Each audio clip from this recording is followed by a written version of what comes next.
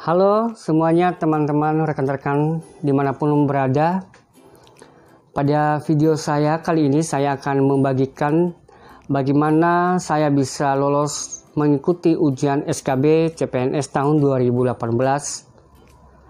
Pada video saya kali ini saya akan menceritakan, membagikan tips dan trik bagaimana bisa lulus mengikuti SKB CPNS. Nah, rekan-rekan yang sedang berjuang dalam mengikuti SKB tahun 2020, ikutin terus video saya kali ini, jangan di skip supaya tidak ketinggalan informasi yang ada di dalam video saya kali ini. Tetapi sebelum melanjutkan video, silakan subscribe dan aktifkan lonceng notifikasi. Jangan lupa untuk di like, dan jika bermanfaat video ini silakan di share. Pertama-tama saya akan mengucapkan selamat bagi teman-teman rekan-rekan pejuang SKB CPNS tahun 2019-2020. Pada kesempatan kali ini di video saya akan membahas beberapa trik tips bisa lolos SKB CPNS ya.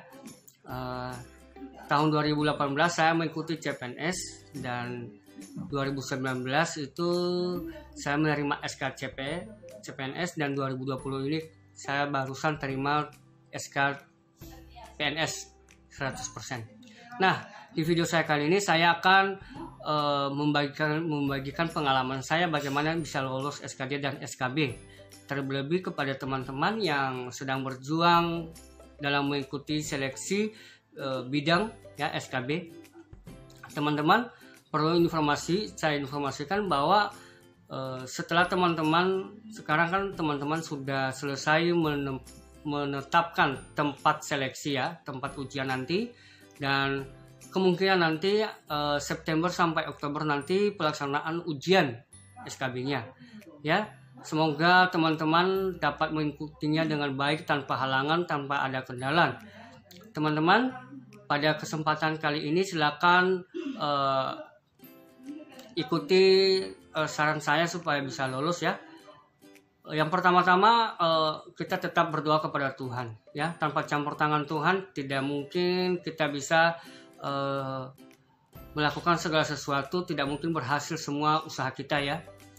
Kedua itu dukungan keluarga ya, dukungan keluarga, restu orang tua itu pastinya.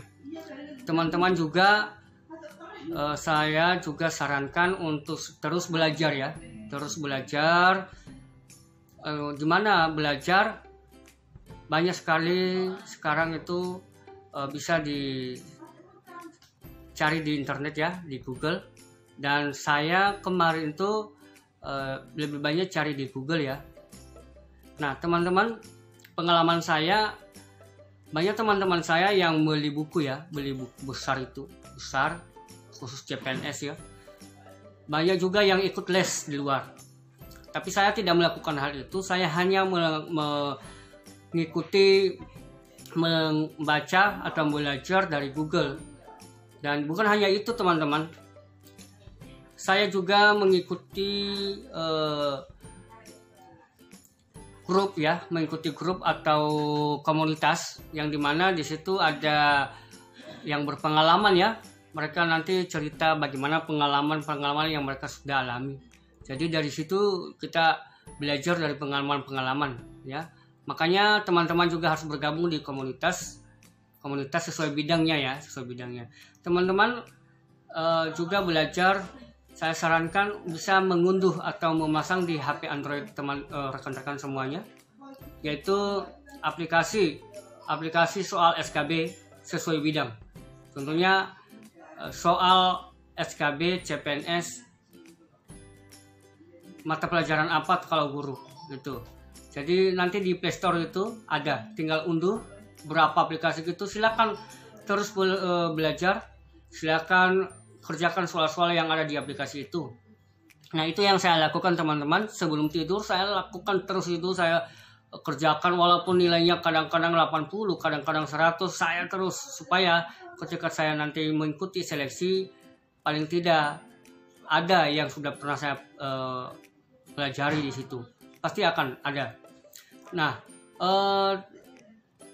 saya juga ditanya sama ada rekan-rekan juga, Bang, bagaimana nanti kalau ada saingan kita atau lawan kita yang mengikuti SKB udah punya serdik atau sertifikat pendidik. Maka pada video ini saya informasikan bahwa jika ada teman-teman yang memiliki serdik, ya, maka otomatis yang memiliki sertifikasi pendidik itu nilainya 100 ya.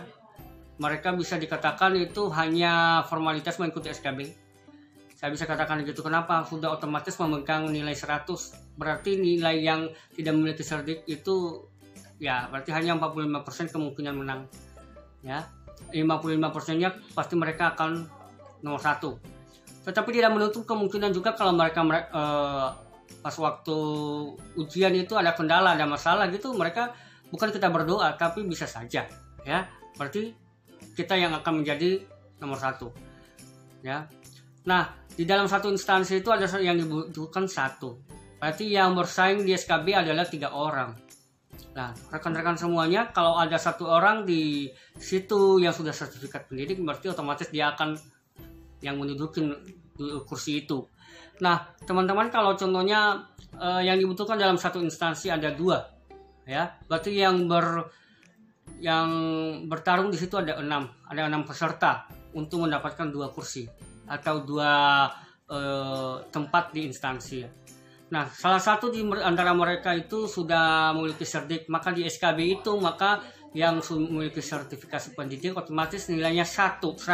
Berarti dia udah memegang 1 kursi. Nah, gitu ya, simulasinya gitu. Maka yang 5 orang tinggal memperebut satu lagi. Jadi seperti itu, 5 orang memperebutkan 1, yang 1 sudah otomatis. Gitu ya teman-teman ya. Itu bagi teman-teman yang sudah bertanya tentang bagaimana yang sudah punya sertifikasi pendidik, maka itulah jawaban saya. Karena itu pengalaman saya. Tapi tidak menutup kemungkinan ya teman-teman ya. Jangan sampai ada kendala, jangan sampai walaupun sudah ada sertifikat pendidik, jangan aman dulu, harus tetap ikut SKB. Nah teman-teman, saya berdoa, saya berharap teman-teman semua pejuang bisa lulus ya. Dalam mengikuti seleksi ini ada yang namanya gagal dan lulus. Jadi bagi yang lulus saya ucapkan selamat nanti ya. Bagi yang gagal, bukan gagal sih, belum waktunya, mungkin tahun depan atau 2 tahun lagi ya. Saya akan berdoa, pasti nanti ada waktu ya. Jadi kita terus berdoa dan belajar terus ya. Belajar itu kunci saya sih, belajar ya, tidak lupa berdoa ya. Rekomendasi banyak sekali ya teman-teman ya, banyak di Google, banyak di komunitas-komunitas kita, dicari-cari semuanya. Bagi yang sering berkomunikasi, bagi yang sudah berpengalaman, itu aja ya. Semoga teman-teman, bagi para pejuang semua lulus ya. Enggak semua lulus sih, tapi pasti ada yang gagal. Tapi apa yang diharapkan itu bisa terjadi teman-teman ya. Itulah kuncinya tadi. Apalagi ya, satu lagi,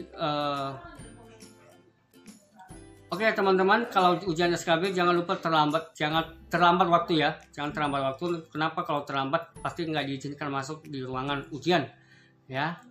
Nah, dalam mengikuti seleksi kompetensi bidang, teman-teman hanya fokus dalam bidang yang sudah Bapak Ibu teman-teman semuanya lamar ya.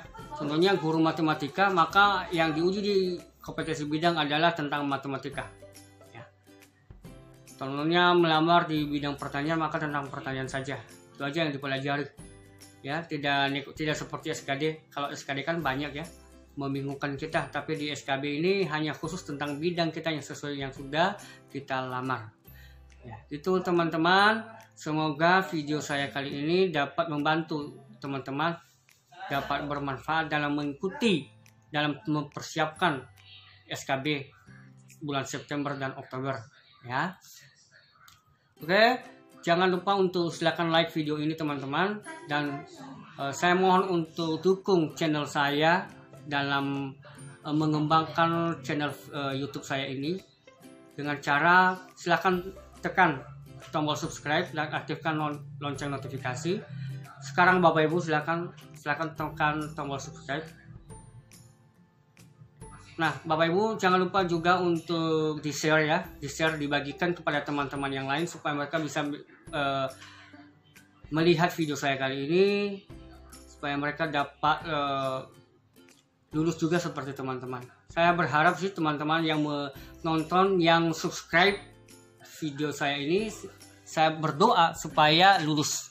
Ya, itu doa saya. Ya. Usaha kita tidak mengkhianati hasil. Ya. Oke teman-teman, itulah video saya kali ini. Semoga bermanfaat.